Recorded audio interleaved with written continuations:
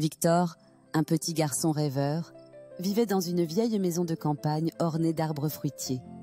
Ses yeux, sombres et lumineux, s'illuminaient aussitôt qu'il entendait parler d'histoires extraordinaires. Son passe-temps préféré était de dessiner des paysages immenses et fantastiques dans un cahier raturé qu'il portait toujours avec lui. Un soir, alors que le soleil se couchait derrière les collines, sa grand-mère l'appela d'une voix douce mais fatiguée. Il se précipita dans sa chambre où elle était alitée. Avec un regard plein d'amour, elle lui tendit une antique boîte en bois, polie par le temps et ornée de délicats motifs gravés. « Mon cher Victor, » dit-elle d'une voix affaiblie, « cette boîte a été transmise de génération en génération. Elle a le pouvoir d'exaucer les souhaits les plus sincères, mais fais attention, car chaque souhait peut entraîner sur des chemins inconnus. » Victor, les yeux écarquillés, prit le mystérieux cadeau avec respect.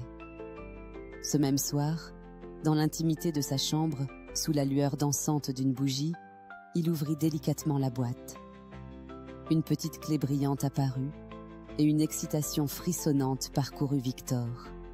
Son imagination, inépuisable, lui souffla son premier vœu. Fermant les yeux, il murmura « J'aimerais tant que mes dessins prennent vie. » À cet instant, un tintement doux résonna à ses oreilles, et la boîte se mit légèrement à scintiller. Intrigué, Victor ouvrit la boîte et découvrit une porte miniature menant vers un royaume coloré, comme s'il avait plongé au cœur même de ses croquis. Sans hésiter et plein d'émerveillement, Victor franchit le seuil de ce passage enchanteur. En un battement de cils, Victor se trouva dans une vaste plaine, où des collines verdoyantes et des rivières scintillantes s'étendaient à perte de vue. Autour de lui, chaque dessin prenait vie, vibrant de couleurs et d'animaux dessinés de sa main. Des oiseaux aux plumes éclatantes volaient nonchalamment au-dessus de sa tête, tandis que de gracieux cerfs, au pelage orné de motifs délicats, évoluaient majestueusement parmi les arbres étincelants. Chaque pas de Victor était empreint de magie et de découverte. « Oh, je n'aurais jamais imaginé que ce soit possible !» s'exclama-t-il en regardant autour de lui.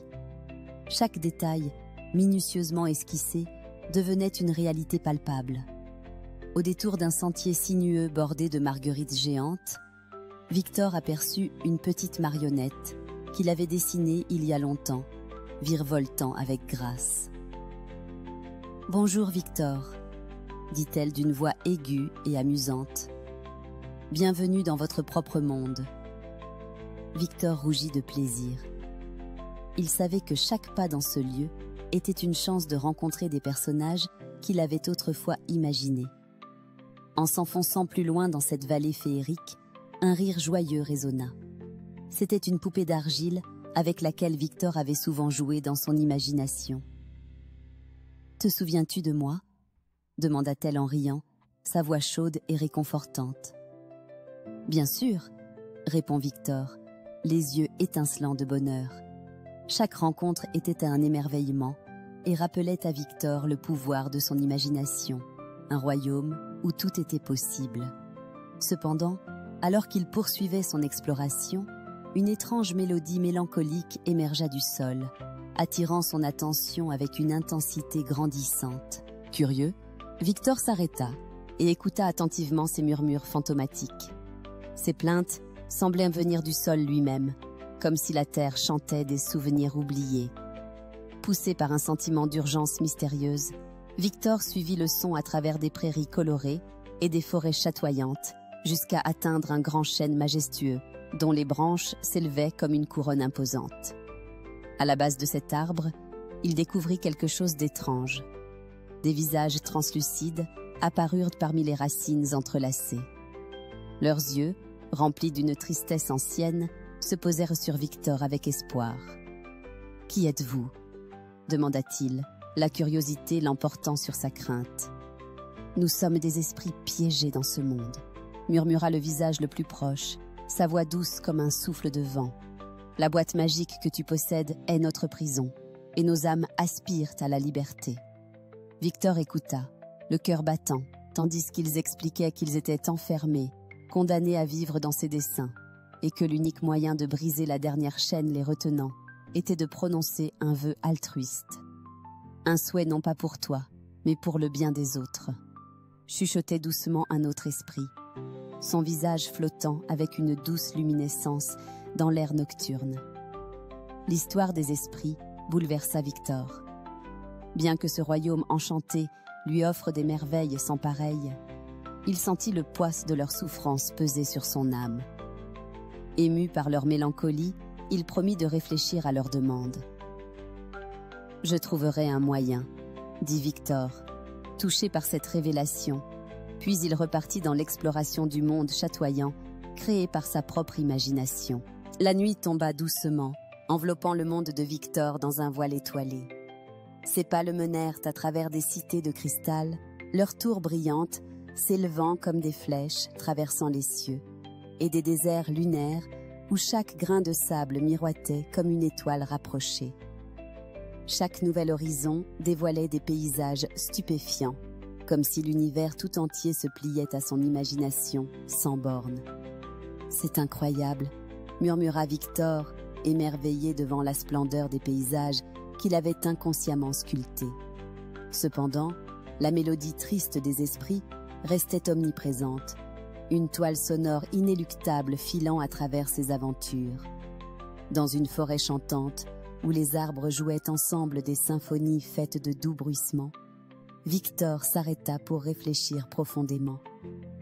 Le pouvoir de la boîte lui offrait un potentiel sans limite.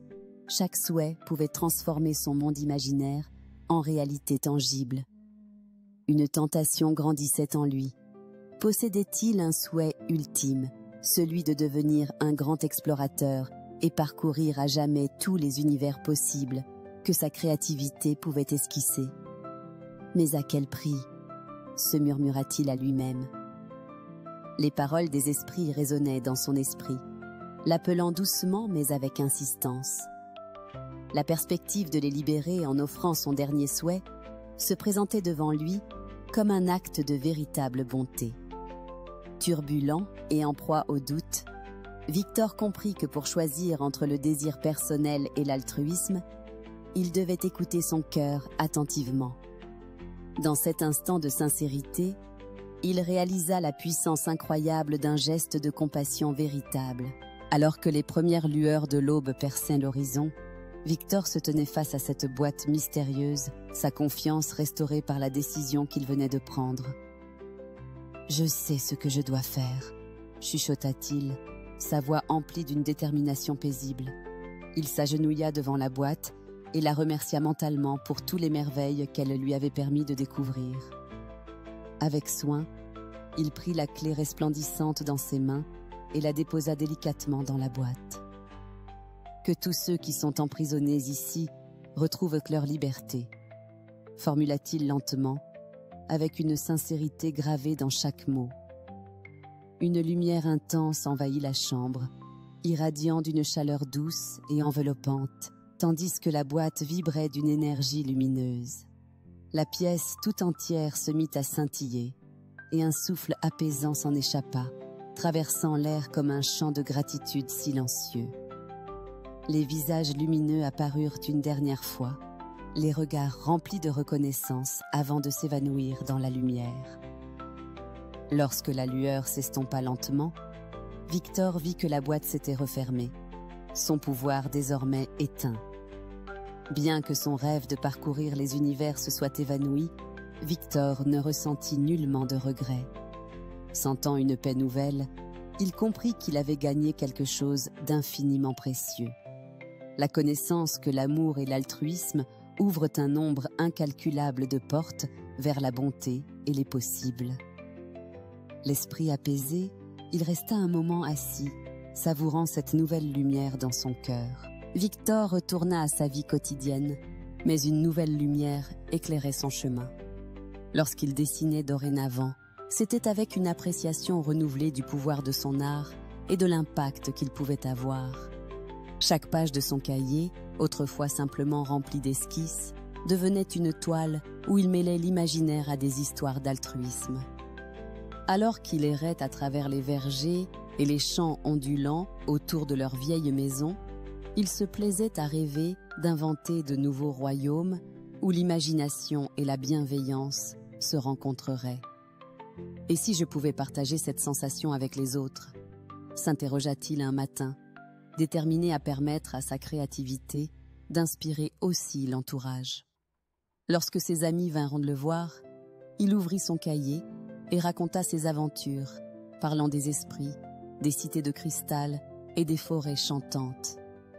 Les enfants, écoutant avec des yeux ronds, furent captivés par ses récits, et bien vite, inspirés par son histoire, chacun se mit à dessiner ses propres mondes fantastiques.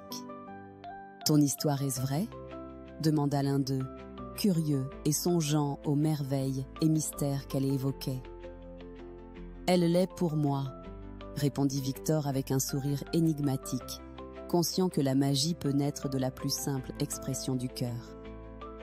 Ainsi, les esprits de cette boîte ancienne étaient-ils partout libérés, et non seulement ceux une fois enfermés, mais aussi par chaque rêve enfantin que ces récits animaient d'une nouvelle lueur.